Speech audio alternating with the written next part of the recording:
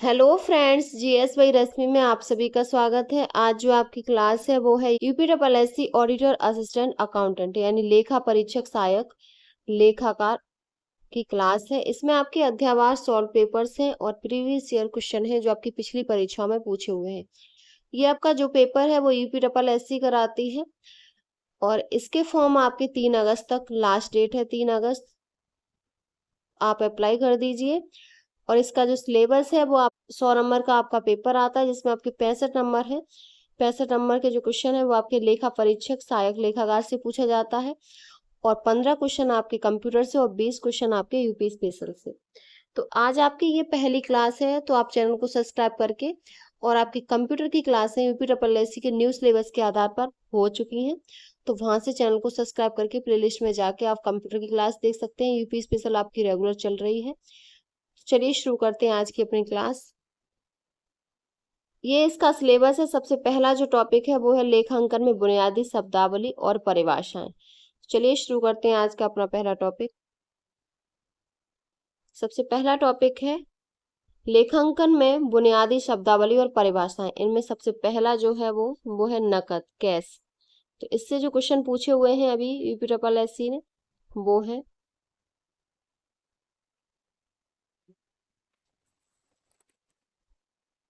Fund fund से तात्पर्य है, तो इसके तात्पर्य है करंट असेट्स से चालू परिसंपत्तियां। ये आपका एचपीएसएससी अकाउंटेंट 2019 में पूछा हुआ क्वेश्चन है। कोष प्रवाह विवरण के अनुसार कोष चालू परिसंपत्तियां हैं। कोष प्रवाह विवरण रोकड़ अंतर्वाह और बहिर्वाह का विवरण होता है। प्रवाह विवरण में प्रयुक्त धन एक चालू संपत्ति होता है। ए ऑप्शन आपका करेक्ट है। नेक्स्ट क्वेश्चन है रोकड़ शेष को समायोजित करने में निम्नलिखित में से किसको खाते में नहीं लिया जाता। तो पासबुक में गलती को नहीं लिया जाता है। बी ऑप्शन आपका करेक्ट है। नेक्स्ट क्वेश्चन है निम्नलिखित में से किसे धन का उपयोग के रूप में माना जा सकता है। तो नकदी में कमी को धन के उपयोग के रूप में माना जा सकता है। किसी भी संस्था में धन का उपयोग नकद परिचालन या व्यय पूंजीगत संपत्ति की खरीद कुल देनदारियों में कमी एवं नकदी के में कमी के रूप में किया जाता है। नेक्स्ट क्वेश्चन निम्नलिखित में से कौन धन के उपयोग का एक उदाहरण है। तो धन का एक जो उदाहरण है वो आपका स्थायी संपत्तियों में वृद्धि है। ए ऑप्शन करेक्ट है। धन का उपयोग अंशों व ऋण पत्रों के विमोचन में, स्थायी परिसंपत्तियों खरीद में, दीर्घकालिक ऋण में भुगतान में, कार्यशील पूंजी की वृद्धि में, लाभांश व कर भुगतान में। तो प्रश्न के विकल्पों के अनुसार स्थायी परिसंपत्ति में वृद्धि फंड के उपयोग में अंतर्गत आएगा। आपका ए ऑप्शन करेक्ट है। नेक्स्ट क्वेश्चन है देयता खाता निम्नलिखित में से क्या नहीं है। तो वो आपका कैश नहीं है, रोकड़ नहीं है। सी ऑप्शन आपका करेक्ट है। नेक्स्ट क्वेश्चन है निम्नलिखित में से किसमें क्रेडिट शेष होगा। बिक्री, पूंजी, वेतन या किराए का भुगतान। तो आपका बिक्री और पूंजी में होगा। सेल्स और कैपिटल में, यानी कि आपका ए ऑप्शन सही है। ए और बी में होगा। तो सेल्स का शेष हमेशा क्रेडिट शेष होता है, साथ ही पूंजी खाता भी शेष हमेशा क्रेडिट होता है, क्योंकि पूंजी लगाने से अधिक आहरण नहीं किया जा सकता। तो ए ऑप्शन आपका करेक्ट है। नेक्स्ट क्वेश्चन है यदि हस्तगत रोकड़ शेष और बैंक शेष सहित प्रारंभिक शेष 2 लाख रुपए हो, देनदारों से प्राप्तियों की आशा 2.5 लाख रुपए हो, नकद बिक्री की राशि 4 लाख रुपए हो, नकद खरीद की राशि 1,50,000 रुपए हो, लेनदारों के लिए भुगतान और व्यय के लिए राशि 2,20,000 रुपए हो, तब समापन रोकड़ और बैंक शेष क्या होगा। तो इसको जब सॉल्व करेंगे तो 4,80,000 निकलेगा। ए ऑप्शन आपका करेक्ट है। नेक्स्ट क्वेश्चन है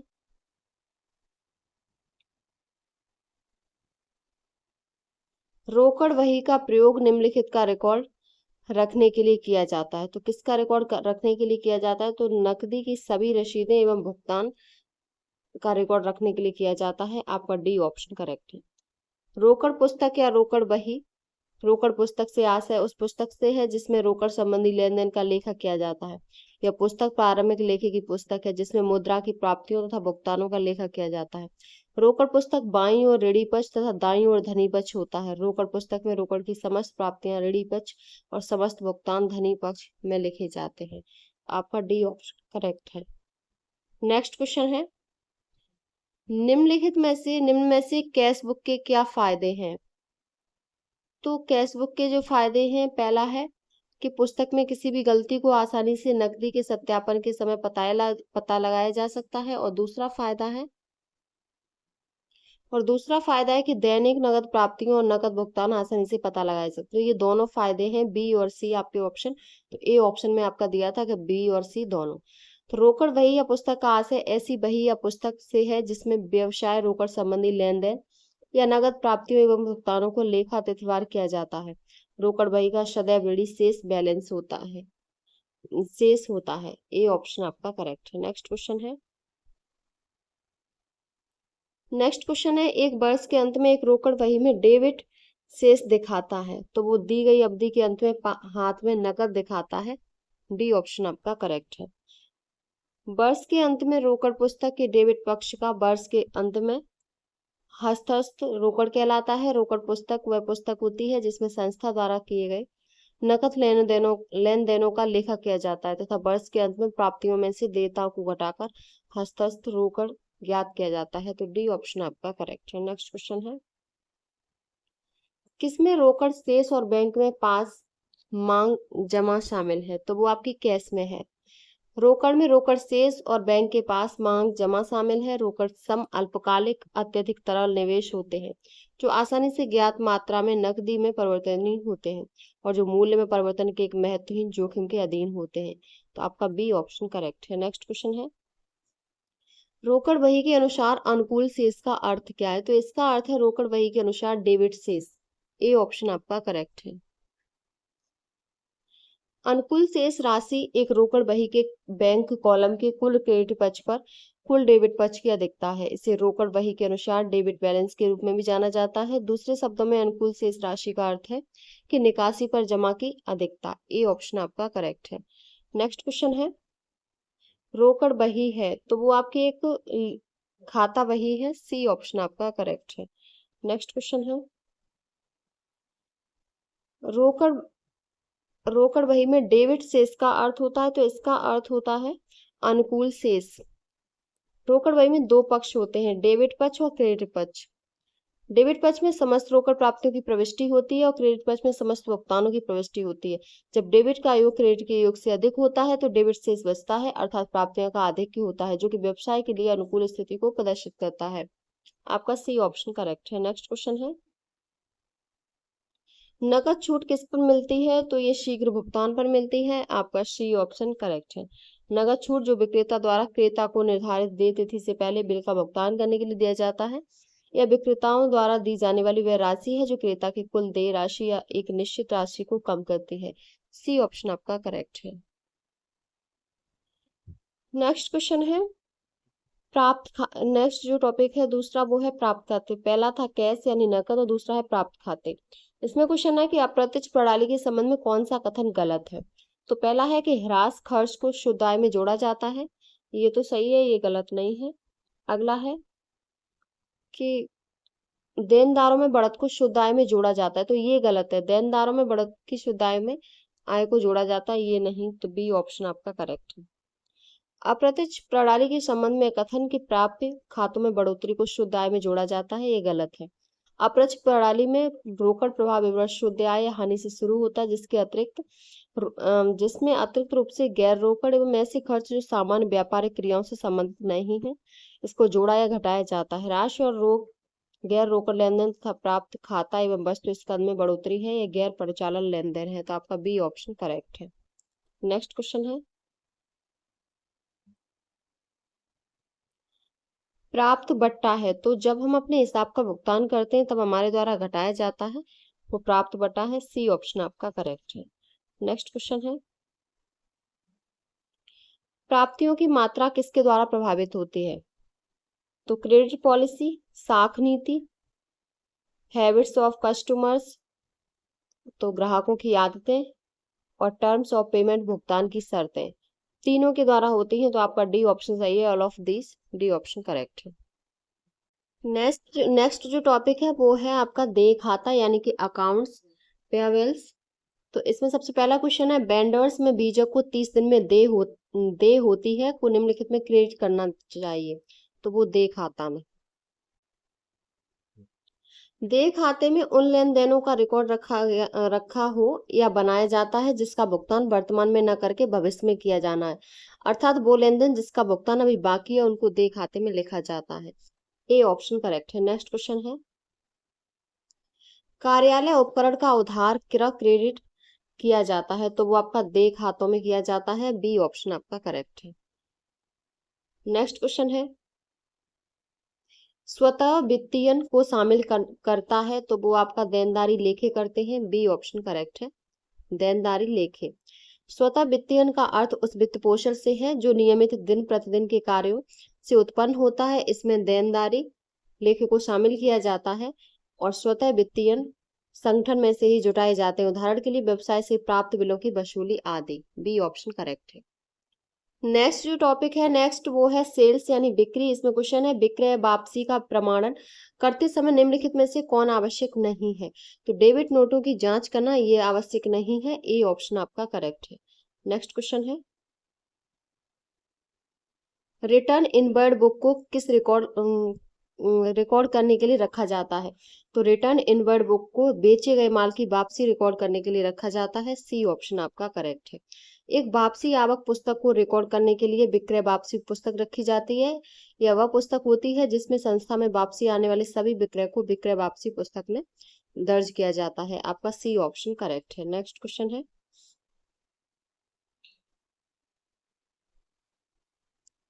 XYZ मेंसर्स एंड कंपनी ने 12 जनवरी 2018 को एक देनदार को 56,000 रुपए की बिक्री की थी। बिक्री की अवधि 30 में से 2/10 शुद्ध थी। देनदार ने 21 जनवरी 2018 को राशि का भुगतान किया। नकद खाते में से कितना डेबिट किया जाना चाहिए। तो इसको इसको जब सॉल्व करेंगे तो 54,880 किया जाना चाहिए। सी ऑप्शन आपका करेक्ट है। नेक्स्ट क्वेश्चन है कि देनदारों का प्रारंभिक शेष 48,000, देनदारों का अंतिम शेष 60,000 वर्ष के दौरान देनदारों से प्राप्तियां 1,00,000 प्रारंभिक डूबते ऋण प्रावधान 3,000 तथा अंतिम डूबते ऋण प्रावधान 5,000 उधार विक्रय की राशि ज्ञात करो। तो इसको जो सॉल्व करेंगे तो 1,12,000 निकलेगा। सी ऑप्शन करेक्ट है। नेक्स्ट क्वेश्चन है, विक्रय बही में कम लगाए गए योग को सुधारा जाता है, तो वो विक्रय बही को क्रेडिट करके सुधारा जाता है। बी ऑप्शन करेक्ट है। नेक्स्ट क्वेश्चन है, एक व्यापारी ने निम्न व्यवहार किए, इनके विक्रय वही का योग होगा। तो गुप्ता को माल बेचा 4,000, श्याम को नगद माल बेचा 5,000 और मोहन को उधार माल बेचा 7,000। तो इसको जब योग करेंगे तो वो 11,000 आएगा। आपका ए ऑप्शन करेक्ट है। नेक्स्ट क्वेश्चन है कि लागत लेखा परीक्षा एक लागत लेखा परीक्षक द्वारा आयोजित की जानी चाहिए जो एक है। तो जो एक योग्य लागत और प्रबंधन लेखाकार है। ए ऑप्शन आपका करेक्ट है। लागत लेखा परीक्षा एक कुशल लागत लेखा परीक्षक द्वारा आयोजित किया जाना चाहिए जो योग्य लागत और प्रबंधन लेखाकार हो, ताकि वह अपने विवेक से कुशलतापूर्वक लागत लेखों का परीक्षक कर सके, जिससे वह संस्था को सही रिपोर्ट प्रस्तुत कर पाएगा। ए ऑप्शन आपका करेक्ट है। नेक्स्ट क्वेश्चन है, बिक्री बीजकों को पहले किसमें प्रविष्ट किया जाता है। तो बिक्री रोज नामचा में प्रविष्ट किया जाता है। आपका बी ऑप्शन करेक्ट है। बिक्री बीजक पहले बिक्री रोज नामचा में दर्ज किए जाते हैं। एक बिक्री बीजक उस राजस्व को दर्शाता है जो हमारी कंपनी ने बनाया है। लेखांकन की प्रोद्वहन पद्धति के साथ जो वास्तव में इसके लिए भुगतान किए जाने से पहले बिक्री को आय के रूप में कार्य करता है। एक बिक्री बीजक हमारे खाता वही के राजस्व खंड में दर्ज किए जाने वाला एक तत्व है। तो आपका बी ऑप्शन करेक्ट है। नेक्स्ट क्वेश्चन है, अगली है आपकी परचेस यानी कि खरीद। इसमें क्वेश्चन है कि एक निधि प्रवाह विवरण सार रूप में दो भिन्न तुलन पत्र तिथियों के बीच वित्तीय स्थिति के संदर्भ में होने वाले परिवर्तनों को दर्शाने के लिए तैयार किया जाता है। यह किसके द्वारा परिभाषित है। ये जो है वो आपका स्मिथ और ब्राउन के द्वारा परिभाषित है। एक निधि प्रवाह विवरण सार रूप में दो भिन्न तुलन पत्र तिथियों के बीच वित्तीय स्थिति के संदर्भ में होने वाले परिवर्तनों को दर्शाने के लिए तैयार किया जाता है। तो ए ऑप्शन करेक्ट है। नेक्स्ट क्वेश्चन है, कौन सी वित्तीय विवरणी विवरणी है जो वित्तीय विवरणी में रिपोर्ट किए गए आंकड़ों या अंकों को सामान्य आधार राशि के प्रतिशत में परिवर्तित किया जाता है? तो वो आपका ओबेनिस्ट आकार है, कॉमन साइज है, आपका सी ऑप्शन करेक्ट है। नेक्स्ट क्वेश्चन है, माल दान में देते समय जिस खाते को जमा किया जाएगा वह खाता परचेज अकाउंट यानी क्रय खाता कहलाएगा, आपका ए ऑप्शन करेक्ट है। नेक्स्ट क्वेश्चन है, नामे पत्र किस लेन देन के लिए तैयार किया जाता है? तो वो आपका क्रय वापसी करने के लिए तैयार किया जाता है। नेक्स्ट क्वेश्चन है, क्रय वापसी वही का शेष सदैव होता है? तो वो आपका क्रेडिट का होता है, सी ऑप्शन करेक्ट है। नेक्स्ट क्वेश्चन है, निम्नलिखित में से कौन सी एक विश्लेषणात्मक प्रक्रिया नहीं है? तो चालान खरीदने के लिए खरीद पुस्तक में हुई खरीद का पता लगाना ये विश्लेषणात्मक प्रक्रिया नहीं है, आपका ए ऑप्शन सही है। चालान खरीदने के लिए खरीद पुस्तक में हुई खरीद का पता लगाना विश्लेषणात्मक प्रक्रिया में शामिल नहीं है, ए ऑप्शन आपका करेक्ट है। नेक्स्ट क्वेश्चन है, निम्न में से क्या श्रेष्ठ रूप से क्रय को परिभाषित करता है? तो आपका पुनः बिक्री के लिए खरीदी गई वस्तुएं, ये श्रेष्ठ रूप से क्रय को परिभाषित करता है। क्रय एक व्यवसाय या संगठन द्वारा अपने लक्ष्यों को पूरा करने के लिए वस्तु या सेवाओं को अधिग्रहण करने का प्रयास करता है। क्रय एक प्रबंधकीय गतिविधि है जो खरीदने के सरल कार्य से परे है। इसमें सामग्री और स्रोतों के उचित चयन के लिए अनुसंधान और विकास शामिल है, तो बी ऑप्शन आपका करेक्ट है। नेक्स्ट क्वेश्चन है, पूर्तिकार व्यक्तिगत खाता किस में दिखाई देते हैं? तो ये परचेज खाता बही में दिखाई देते हैं, यानी कि क्रय खाता बही में, आपका डी ऑप्शन करेक्ट है। अगला जो आपका टॉपिक है वो है ऑनर इक्वेलिटी, स्वामी की समता। इसमें क्वेश्चन है, कौन सा कार्ड पदार्थ की प्राप्ति और निर्गमन का एक अभिलेख बना सकता है और भंडार के प्रत्येक मद हेतु रखा जाता है? तो वो आपका जो है वो विन कार्ड है, यानी कि सी ऑप्शन करेक्ट है। विन कार्ड, इसका उपयोग दुकानदार द्वारा स्टोर में सभी वस्तुओं और सामग्रियों के लिए कालानुक्रमिक क्रम में मात्रात्मक रिकॉर्ड रखने के लिए किया जाता है तथा प्रत्येक सामग्री, प्रत्येक रसीद, निर्गम या वापसी के लिए भी एक बिन कार्ड का उपयोग किया जाता है और इसे बिन के बाहर एक सुविधाजनक स्थान पर लटका दिया जाता है और एक विशेष संख्या दी जाती है। आपका सी ऑप्शन करेक्ट है। नेक्स्ट क्वेश्चन है,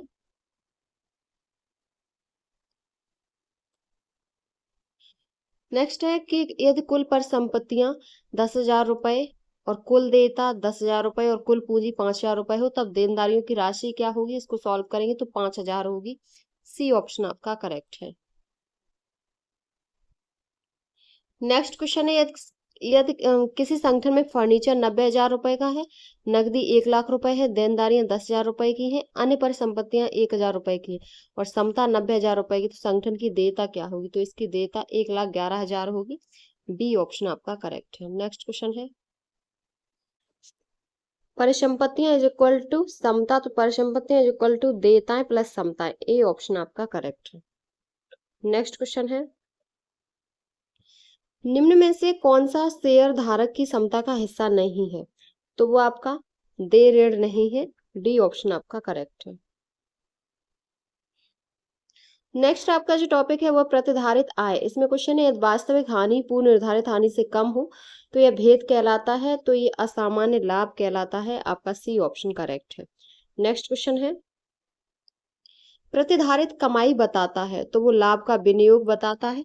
प्रतिधारित कमाई लाभ संस्था द्वारा पूर्व के वर्षों में कमाए गए लाभों का वह हिस्सा होता है जो कि लाभांश के तौर पर बांटा नहीं गया। यह लाभ भविष्य में संस्था में निवेश अथवा लाभांशों के तौर पर बांटने हेतु प्रयोग में लाया जा सकता है, यह लाभों का विनियोग कहलाता है। यह लाभों में से ये एक राशि को पृथक करने की प्रक्रिया है। इस तरह के लाभ को संस्था द्वारा भविष्य में वित्त के स्रोत के रूप में प्रयोग किया जाता है, ए ऑप्शन आपका करेक्ट है। नेक्स्ट क्वेश्चन है, ऑटोलाइट लिमिटेड की संक्षेप बैलेंस शीट पिछले और चालू वर्ष की प्रतिधारित कमाई की शेष राशि 25,000 रुपए और 35,000 रुपए दर्शाई गई है। यदि चालू वर्ष के दौरान भुगतान किए गए लाभांश की राशि 5,000 रुपए है तो वर्ष के दौरान अर्जित लाभ होगा, तो वो आपका 15,000 होगा, सी ऑप्शन आपका करेक्ट है। नेक्स्ट क्वेश्चन है कि सूत्र 1-T1 EPS upon MP into 100 किसके लिए प्रयुक्त हो सकता है? तो ये प्रतिधारित आय की लागत के लिए प्रयुक्त हो सकता है, आपका बी ऑप्शन करेक्ट है। प्रतिधारित आय की लागत वह अपेक्षित दर है जिसका प्रतिधारित आय पर आधारित पुनर्विनियोगों पर उपार्जित किया जाना आवश्यक है। यदि प्रत्याय की दर इसके बराबर होती है जो कि निवेशक अपनी अंश पूंजी पर प्राप्त करने की आशा रखते हैं। तो आपका बी ऑप्शन करेक्ट है। नेक्स्ट क्वेश्चन है, प्राप्तियां जो एक संचित राशि है और अंशधारकों को लाभांश के रूप में नहीं दिया गया जानी जाती हैं, तो ये प्रतिधारित प्राप्तियों के रूप में जानी जाती हैं। ए ऑप्शन करेक्ट है। प्रतिधारित आय से तात्पर्य है कि जो अतीत में कंपनी द्वारा अर्जित की गई थी लेकिन आज उसे शेयर धारकों को लाभांश के रूप में भुगतान नहीं किया गया, इसके बजाय उन्हें कंपनी द्वारा संचित रखा गया है। तो ए ऑप्शन आपका करेक्ट है। नेक्स्ट क्वेश्चन है, अगला है आपका विविध में। विविध में क्वेश्चन है पहला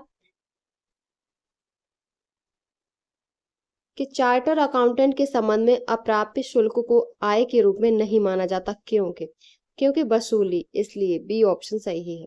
जब तक किसी भी पेशा या व्यवसाय में किसी भी शुल्क की वसूली नहीं होती तब तक वह पेशा या व्यवसाय के लिए आय नहीं हो सकता। अतः चार्टर्ड अकाउंटेंट भी एक पेशेवर व्यक्ति है, इसीलिए अप्राप्त शुल्क को आय नहीं माना जाएगा। बी ऑप्शन करेक्ट है। नेक्स्ट क्वेश्चन है कि वित्तीय लेखन का मुख्य प्रायोजन है, तो वो बाहरी लोगों को उपयोगी वित्तीय सूचना प्रदान करना है। बी ऑप्शन करेक्ट है। वित्तीय लेखांकन का उद्देश्य वित्तीय लेन देनों की पहचान करना, उनका जर्नल में लेखा करना तथा उनका वर्गीकरण कर उनसे लाभ हानि खाता तथा स्थिति विवरण तैयार कर व्यवसाय की वित्तीय सूचना को संगठित करना है। वित्तीय लेखांकन वित्तीय लेन देनों को रिकॉर्ड कर उनसे एक महत्वपूर्ण सूचना प्राप्त करने की प्रक्रिया है। यह महत्वपूर्ण सूचनाएं लाभ हानि ज्ञात करना, संपत्तियों दायित्वों को ज्ञात करना, पूंजी की स्थिति ज्ञात करना आदि है। बी ऑप्शन आपका करेक्ट है। नेक्स्ट क्वेश्चन है कि कौन सा समीकरण एकल स्वामित्व के लिए लेखा समीकरण दृष्टिकोण से पीछा किया जा सकता है, तो वो आपका संपत्तियां बराबर दायित्व प्लस स्वामी की समता है। बी ऑप्शन आपका करेक्ट है। नेक्स्ट क्वेश्चन है, शीघ्र भुगतान के लिए अनुमत छूट को कहा जा सकता है, तो इसको कैश डिस्काउंट यानी नकद छूट कहा जा सकता है। यूपीपीसीएल असिस्टेंट अकाउंटेंट 2019 में पूछा हुआ क्वेश्चन है। तो नकद छूट एक निर्धारित छूट है जो ग्राहकों को नकद क्रय एवं विक्रय पर मिलता है। नकद छूट विक्रेता द्वारा क्रेता को एक निर्धारित तिथि से पहले भुगतान के समय प्रदान किया जाता है। इसे शुरुआती भुगतान छूट भी कहा जाता है। तो आपका इसमें डी ऑप्शन करेक्ट है। नेक्स्ट क्वेश्चन है कि 12 दिसंबर माह का अद्वितीय किराया दिखाया जाएगा। ऑप्शन है रोकड़ पुस्तक के डेबिट पक्ष में, रोकड़ पुस्तक के क्रेडिट पक्ष में, किसी भी पक्ष में नहीं, यहाँ पर नहीं, तो आएगा इसमें यहाँ पर नहीं। ये क्वेश्चन आपका पंजाब असिस्टेंट अकाउंटेंट 3 में पूछा हुआ क्वेश्चन है। डी ऑप्शन सही है। 2012 दिसंबर माह का किराया जो अदत्त है वह लाभ हानि खाते में ही गई राशि से घटाकर यह तलपट के बाहर है तो दिखाया जाता है तथा इसके बाद इस राशि को स्थिति विवरण में दायित्व पक्ष में चालू दायित्व में दिखाया जाता है। इसे रोकड़ पुस्तक में नहीं दिखाया जाता क्योंकि यह कोई नकद लेन देन नहीं होता। तो आपका डी ऑप्शन करेक्ट है। नेक्स्ट क्वेश्चन है कि विक्रेता द्वारा क्रेता को क्रेडिट नोट भेजी नहीं जानी चाहिए। विक्रेता द्वारा क्रेता को क्रेडिट नोट भेजी नहीं जाती है तो वो निश्चित दर से कम बट्टा लगाने पर नहीं भेजी जाती है। सी ऑप्शन आपका करेक्ट है। क्रेडिट नोट जिसे क्रेडिट मेमो के रूप में भी जाना जाता है, विक्रेता द्वारा जारी किया गया एक वाणिज्यिक दस्तावेज है और विक्रेता को देय राशि में कमी होने पर खरीदार को भेजा जाता है। अतः निश्चित दर से कम बट्टा लगाने पर विक्रेता द्वारा क्रेता को क्रेडिट नोट भेजी नहीं जाती है। सी ऑप्शन करेक्ट है। ये क्वेश्चन आपका आरपीएससी जूनियर अकाउंटेंट 2011 में पूछा हुआ क्वेश्चन है।